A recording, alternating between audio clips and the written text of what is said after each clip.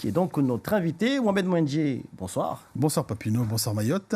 Alors, l'espoir, ensemble, Hassibabou Yamaore. Un titre divisé en français et en maoré. C'est assez original. Histoire. En même temps, vous venez de montrer combien les barbares ne nous lâchent plus. Quand on s'attaque à une école, on s'attaque à la société mahoraise. Quand on s'attaque à une maison traditionnelle, on s'attaque à la mémoire. Donc notre devoir à nous tous, c'est d'écrire notre histoire. Parce que si nous n'écrivons pas notre histoire, d'autres vont le faire à notre place. Comme souvent, les chasseurs doivent eux-mêmes écrire les histoires de chasse, sinon d'autres le feront. Donc moi, j'ai voulu effectivement, c'est un deuxième ouvrage, j'ai voulu continuer dans cet élan, de parler de mon île, de parler de Mayotte, mais de parler de l'avenir. Beaucoup veulent nous empêcher effectivement de parler de mémoire et d'avenir. Et moi, je continue à écrire, et nous sommes nombreux à écrire. Et c'est une passion, et je continue cette passion-là, effectivement.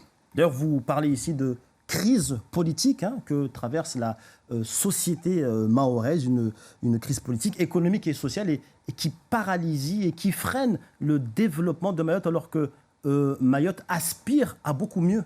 Oui, je ne vais pas tout dire aujourd'hui parce qu'il faut aller acheter le livre. Mais il faut que nous soyons capables de dire clairement ce qui ne va pas dans cette société auquel j'appartiens, auquel vous appartenez. Il faut effectivement que nous soyons capables de nous regarder en face et de dire « moi, je suis mahorais et je suis fier de l'être ». Donc, nous accepter tels que nous sommes, mais aussi accepter l'environnement nouveau auquel nous faisons face. Parce que nous ne pouvons pas continuer à penser comme il y a 30 ou 50 ans, alors que la société mahoraise, l'environnement régional et mondial a beaucoup évolué. Donc c'est ce que je dis. Donc il faut que nous soyons en capacité de nous accepter, de nous adapter et aussi de nous projeter. Et pour se projeter, il faut être soi-même, il faut aussi anticiper. Voilà ce que j'ai écrit. J'écris et voilà ma contribution. Après, je vous invite à aller lire ce qu'il y a dedans. Alors vous parlez de se projeter, d'anticiper, mais vous parlez aussi de cette nécessité notamment de renouer avec les aînés. Oui, c'est important parce que, encore une fois, je parle de mémoire. Nous avons vraiment un problème avec la mémoire. Et tout ce qui fait mémoire ici est oublié, n'est pas valorisé. Et je pense que c'est important. Donc ce lien entre l'actuel et le passé est nécessaire pour pouvoir préparer l'avenir. Et souvent, j'ai constaté que les aînés ici, ceux qui ont fait l'histoire, ceux qui sont battus pour Mayotte, sont souvent oubliés ou souvent négligés. Et moi, je pense qu'il faut réhabiliter tous ces combattants qui se sont battus donc, pour Mayotte française, mais avant, parce que Mayotte n'a pas toujours été française. Donc il ne faut pas oublier non plus que notre histoire vient de loin. C'est un processus qui continue et qui ne s'arrête pas aujourd'hui ni demain. Nous deux, dans quelques années, le plus longtemps possible, nous ne serons pas là. Mais il faut laisser des traces. Et comme disait Aimé Césaire, pour chaque passage, laisser des traces.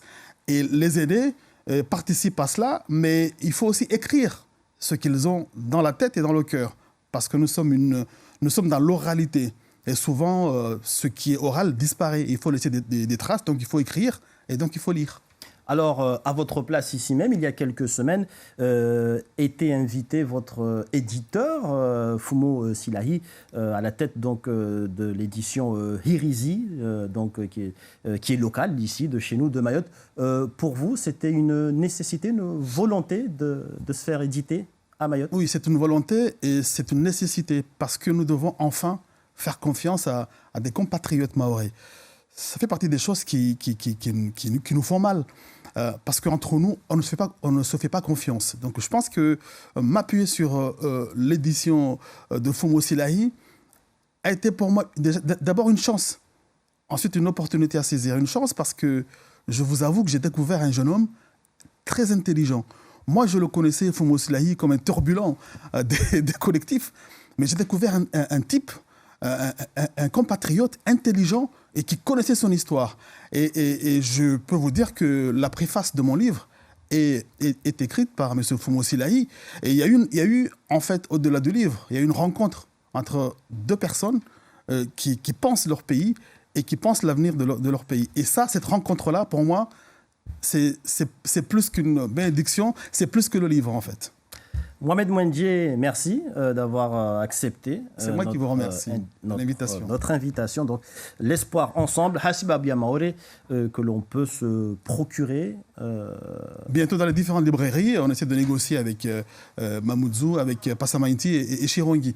Mais on donnera bientôt, après une conférence de presse, les adresses et puis les librairies ainsi que les coordonnées Internet.